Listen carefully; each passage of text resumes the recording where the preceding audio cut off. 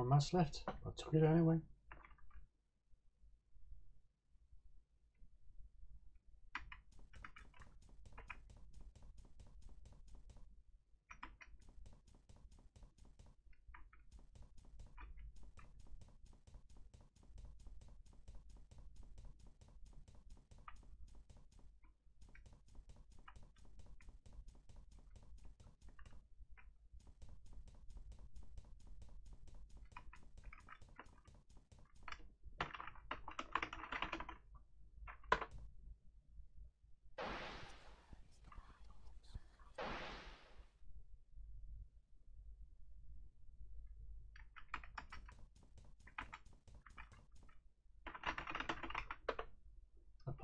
Pushed my way through the door and descended the fire escape.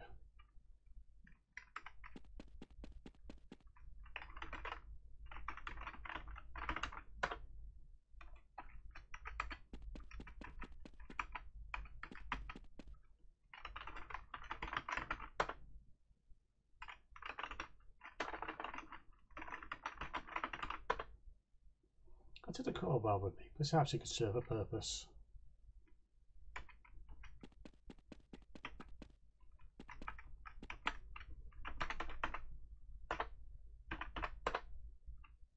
I climbed back up the ladder and entered the same floor I had come from.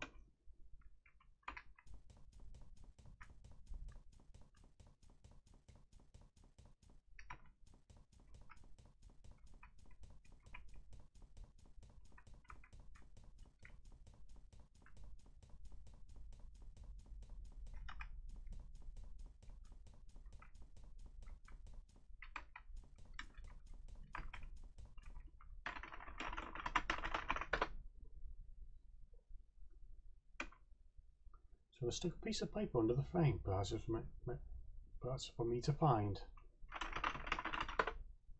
It's a page from a religious book I wasn't familiar with. Here I enclosed it with these notes. pt3, the child. The fifth man who designed judgment was the child whose father held the carving of the slave. The prince came to him and at once righteously pleased with what he had found, for the house of the child and his father had already knew the name of the king. And as the prince watched, the child was thrown down by his father and broken with the wood of the prince's soul. But as the child's body, mind and soul began to drift apart, the prince held them together, and he said, "You are the child, and to you I grant power, for I see in you the great potential that will grant my father, the king, his greatest wish. You shall be not of the land of technology, nor the realm of magic, but of both, and thus you shall form the bridge. And cross the bridge, the king shall come to bring his message to the men of technology. For you, child, the bridge will come, and thus I name you the bridge keeper." And the king touched the child, and he was the bridge keeper, and his three aspects were granted power, so that his soul would join with the prince's soul in the wood of the tree. And the bridge keeper rose and threw down his father and threw down his brother. And truly did they know the name of the king. And into the house of his father went the body and the mind of the bridge keeper.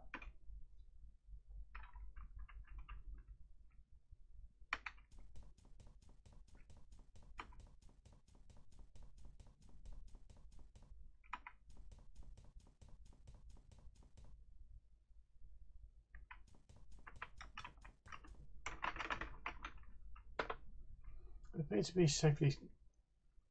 to be locked, probably by a deadbolt on the other side.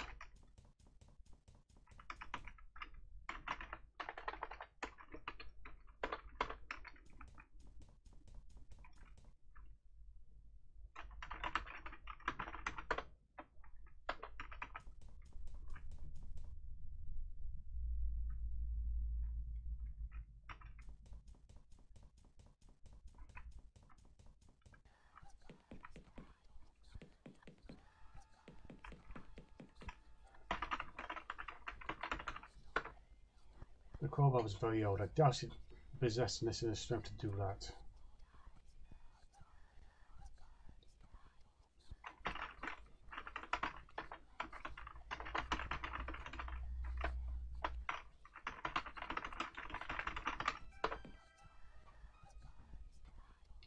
I just suspected that stress proved too much for the ancient crowbar, which has bent to uselessness. I discarded it.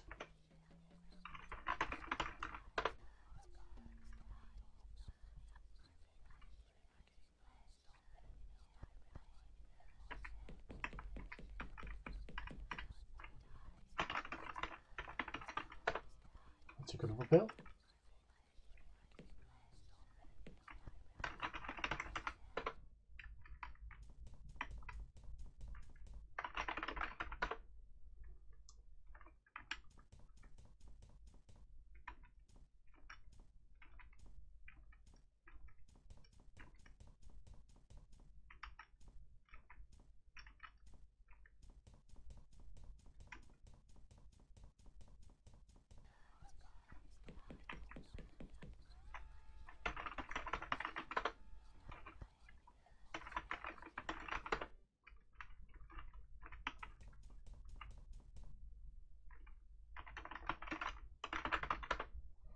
There was another bottle of some kind of soft drink sitting on the end table in the corner. The display table, so I could one or two of the foam mallet artifacts among the miscellaneous knickknacks. A set of manacles, rescued no doubt from the mallet's basement, stood out the most. I spotted the chisel the professor had mentioned next to a pile of books on the north table.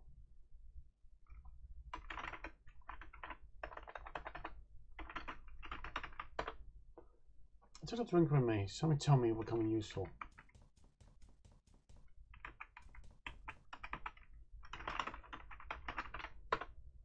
A loud buzzing played in my ears, and my vision began to cloud as I reached over and laid my hand upon the tool.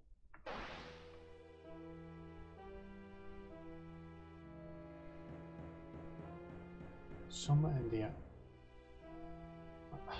Atlantic, July 25th, AD 1738. He had been once a great warrior. In battle, his skill had fought and matched in all of Africa. He had respect, a great house, a slew of beautiful women, children to make any father proud. Even though just one mistake, but for one mistake it had all been taken away. This mistake was standing by his beloved king when the raiders came from the coastal kingdom arrived. Now his great house was ruined, his women raped and his children murdered. And for him, the great fate of all, sold to white men in exchange for weapons, shackled with his fellows in the hold of a slave ship.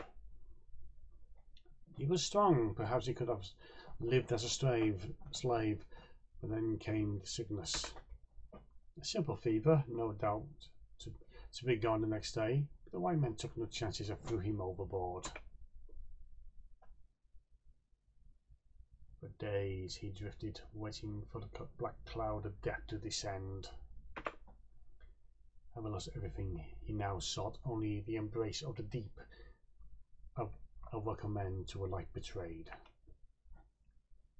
But the end did not come, and then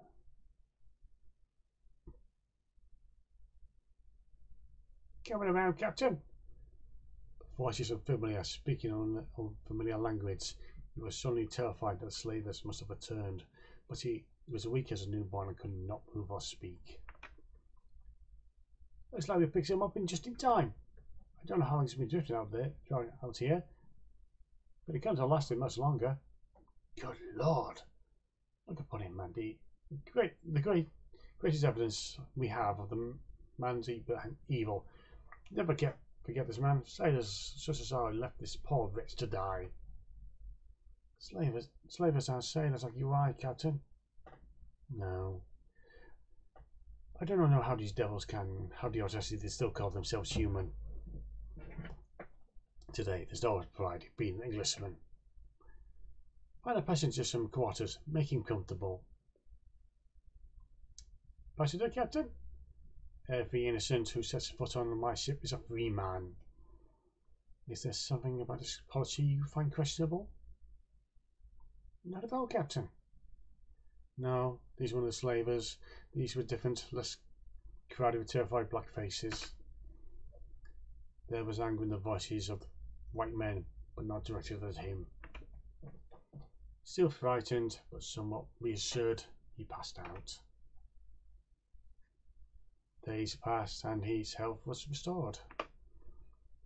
To have been rescued by the ship of these good white men had been fantastic stroke of good fortune. It is having much of other gods that he should survive, and proper thanks will be in order. An idol. That was the answer. If he could just find some suitable wood and a sharp blade, he could carve the finest idol of his life.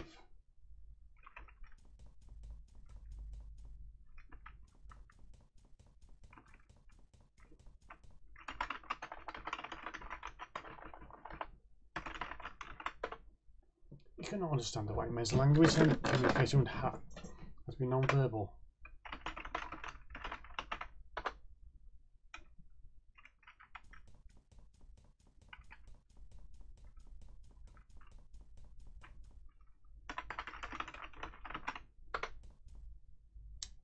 All right there, laddie.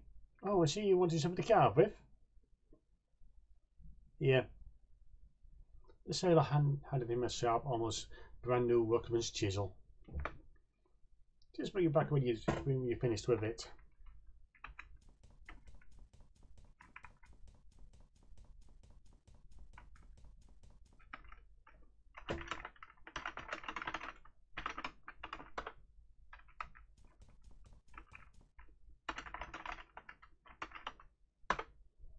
A large crate was sitting in the shaft of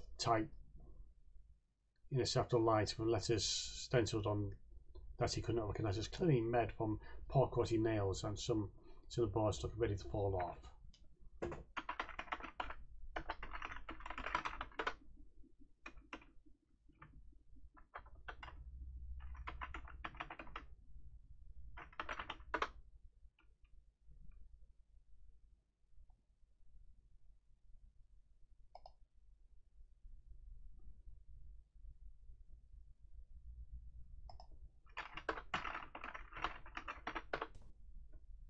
With a chisel and the wood of the crate, he could finally create his offering. After several hours, he was very pleased with the result, a fine rendition of his god of fertility and good fortune. All that remained was to return the chisel.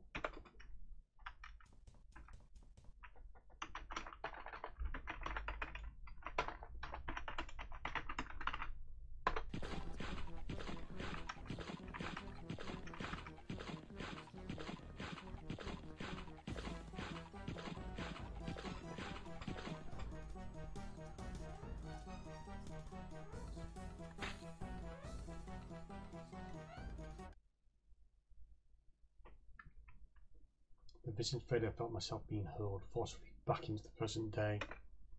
That tall thin creature, that black-clad ghoul. What was the significance to my predicament? Why had he appeared again and again throughout history to spread death and horror? There was no connection to the idol's shape or his tribal deities. The tall man was not fertility god. He must have been connected to the wood of that crate somehow. There had been a name on that crate that he hadn't been able to read, but I, looking for his eyes, had. O'Malley Shipping. Could it be the owner had been an ancestor of Savon? It was a flimsy possibility, but at that point, only need was to resolve to discuss it with Savon at the earliest opportunity.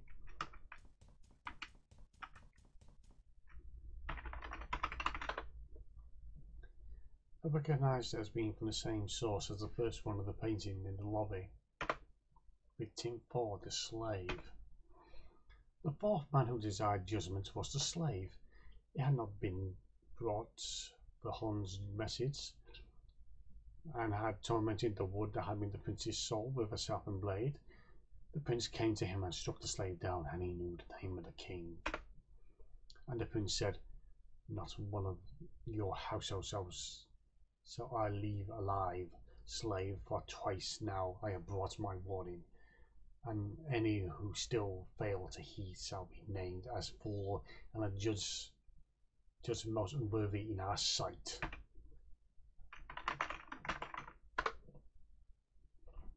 Ah, Frank. Oh, is you Mr. Terry? I thought you'd been the serving staff at last.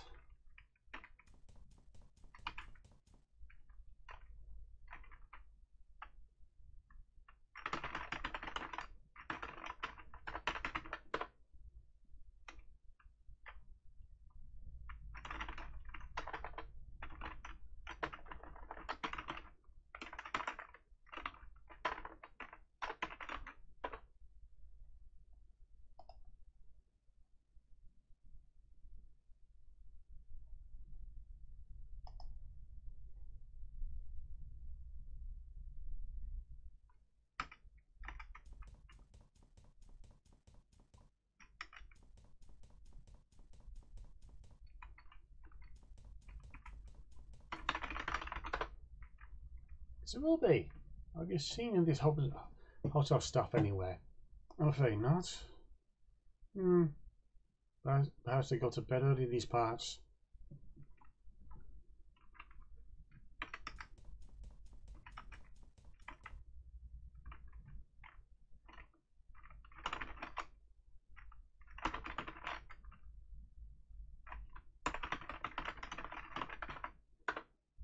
Do you know anything about the history of your family? But I wouldn't be much of a history student if I didn't. Now would I? I'm researching my family tree as part of my diploma. That's ideal. I appreciate this may sound as an odd question, but trust me when I say it's important.